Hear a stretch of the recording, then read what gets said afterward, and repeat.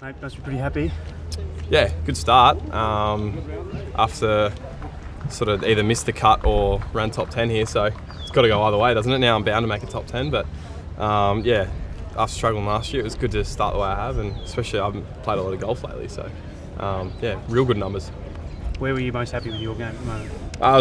Today, like what part of my game? Yeah. My iron play was pretty good. I thought that's improved quite a lot in the last few weeks, which has been something we've been wanting to work on for probably nearly 12 months now. So that was really good. Just good flight in the wind out here. Was a little bit breezy on the back nine, and then it was all just solid. I didn't really throw any shots away with any silly doubles or anything like that. So that was kind of my big keys, really. If I'd stopped throwing stupid shots away, then I tend to go all right. Don mentioned a couple of days ago that your hand's been an issue, and the Open, it was troubling you a little bit. Can you tell us what's been going on there and where it's at right now? Yeah, so it's probably 7 weeks today since I did it. So it's kind of at the point now with a ligament injury that it should start sort of calming down and not hurting as much. And yeah, it's been a lot better. Like I can still just feel it a little bit at times.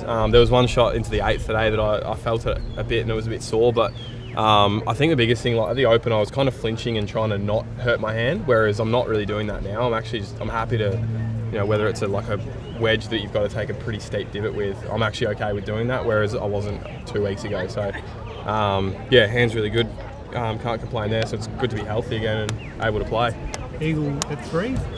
12, yeah. 12, sorry. What'd you hit in there? It was a 6 iron. I was actually in between clubs, and I kind of just wanted to get it middle of the green and kind of pulled it and hit it a bit hard, and it got all the way back there. So yeah, take the good breaks when you get them.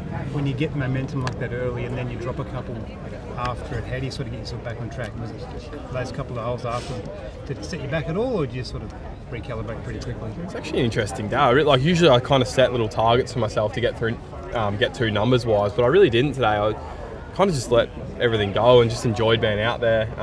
The course is in great shape, so I was just enjoying being in some nice weather, walking around a nice golf course with one of my best mates on the bag. That was more consuming my mind rather than a score. So it actually, I didn't really feel like I got off to a great start because I wasn't really concentrating on that, and then I didn't feel like I fell too far backwards because I wasn't really concentrating on it like that either.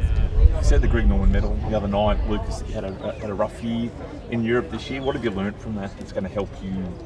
It's going to help 2020 be a better campaign for you? There's just little bits and pieces everywhere. Like I don't think my scheduling was too good last year, and I was away for like 2 10-week trips, which is not much fun. Especially at the time of life I was in. So like this year, change that up a bit. I'm going to try and have bigger breaks in between events so that I can get home and maybe only play like 3 or 4 in a row.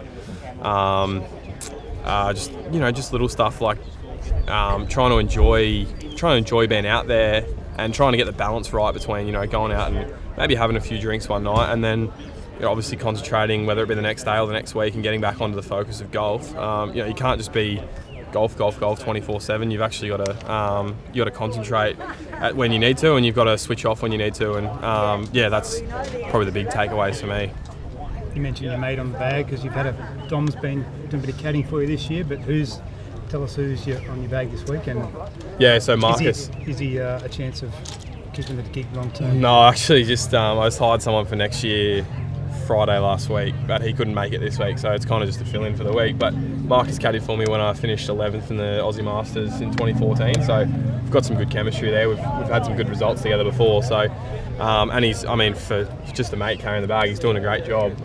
He's always staying in the right place and never sort of annoying me, which is great. Is that part of that work-life balance you talked about just before, like finding that between golf and a bit of fun off the course? Is that a good example today of having a bit of balance? Yeah, look, I don't like it every week. I think guys that are employing a caddy that's just a mate, I think they're doing themselves a disservice. But I think there's definitely some merit in getting your friends out to some events through the year. Like we're staying together this week, and we'll probably go shopping this afternoon, or we'll go go-karting or something like that together. And it's like it just keeps everything fresh, and it helps you enjoy the golf, especially once you get out in the course a lot more. And we just chat about all sorts of stuff on the way around, which is good fun. Just on the European Tour side of things, how important do you feel it is to have a good start to the season rather than be looking over your shoulder with a few weeks to go? Yeah, well, obviously starting in Abu Dhabi for me, other than this week, you sort of left 4 or 5 events early on to let the guys sort of get out in front of you, and you almost feel like you're behind the 8 ball a bit. Yeah, if you don't get a good start. So definitely like to put some points on the board this week. Try and finish high up, and get the season off to a good start. Try and set myself up to play some bigger events through the middle of the year and hopefully late in the season, and take a bit of the pressure off, because it's not really much fun when you get to July and you feel like you've not really made much of a dent in the race to trying to get to the finals. Good. Thank you very much. Sweet. Thanks, guys.